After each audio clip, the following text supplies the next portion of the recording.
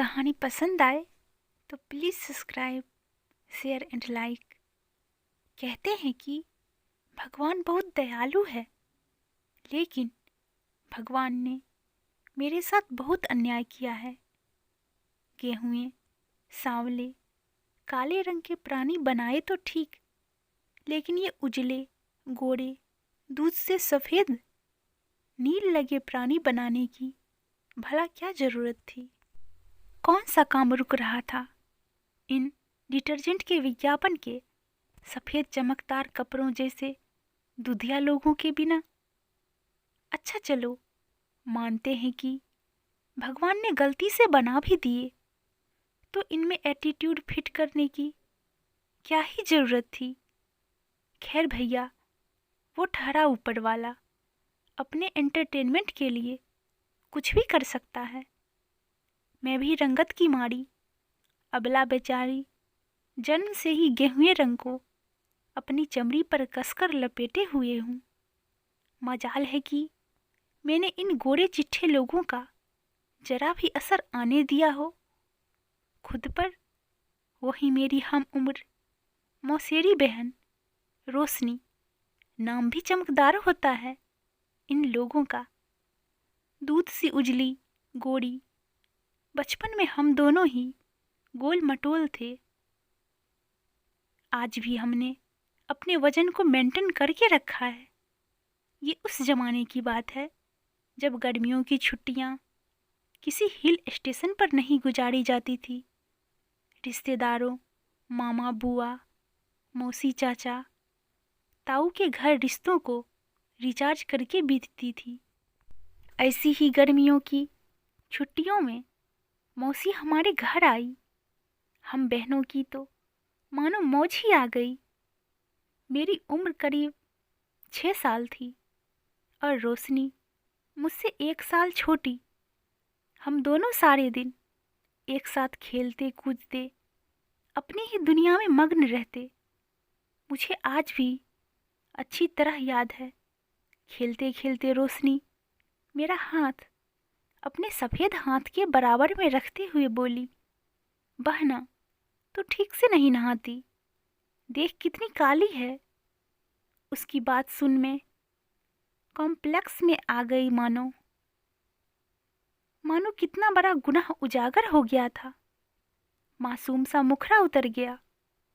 मुझे उदास देख रोशनी के अंदर का बहन प्रेम जाग उठा। उसने मन ही मन दृढ़ संकल्प ले लिया, अपना फैसला सुना दिया। कल मैं तुझे अच्छी तरह नहलाऊंगी। बहन का प्यार देख मेरी आंखें भर आई और मुझ भोली बच्ची ने तुरंत सहमति में गर्दन हिला दी। फिर अगले दिन हुआ असली कांड। सुबह उठते ही रोशनी ने आंगन में सारा सामान इकट्ठा करवाना शुरू कर दिया। पानी की बाल्टी, नई खुशबूदार साबुन, घर के सब बड़े वहीं कुर्सियाँ, फोल्डिंग, पलंग डालकर चाय के साथ ये सो देखने बैठ गए। अब रोशनी ने मुझे आंगन में बैठाकर साबुन लगानी शुरू कर दी। कभी चेहरा मलती, कभी हाथ, कभी कमर की कहीं का तो रंग छूटे, लेकिन रंगत बदलने का नाम ही नहीं ले रही थी। साबुन भी घिसकर खत्म हो गई। दूसरी साबुन मंगवाई और पानी भी और लाया गया। कभी साबुन हाथ से फिसलती तो कभी पसीने से लथपथ रोशनी साबुन पर फिसलती, लेकिन वीर बालिका ने हिम्मत नहीं हारी। अचानक उसके मस्तिष्क में बिजली कौंधी। बहन चिंता मत कर, अब समझ आ गया है कि तुझे गोरा कैसे करना है। सच्ची मैं भी इन जुल्मों को सहते थक चुकी थी, लेकिन बहन के प्यार और गोरे होने की लालच में खुद पर साबुन रगड़वाती, आंखों में साबुन के झाग हटाती, सब सहन कर रही थी। रोशनी की बात ने अंधेरे में रोशनी का काम किया था।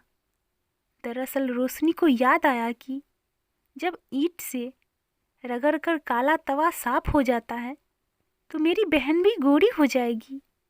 बस अपने प्लान पर मन ही मन मुस्कुराई और झट से रसोई से ईंट उठाकर लाई। उसके हाथ में ईंट देख मेरी सिट्टी पिट्टी गुम हो गई। अब मैं आगे आगे और हाथ में ईंट उठाए रोशनी मेरे पीछे सारे घर में दौड़ लगा रही थी। वो तो भला वो उन बड़ों का जिन्होंने उसके हाथ से ईंट छीनकर मुझे गोरा होने से बचा लिया। कसम फेयरनेस क्रीम की। उस दिन के बाद कभी अपने रंग का एक टोन भी गोरा करने की नहीं सोची।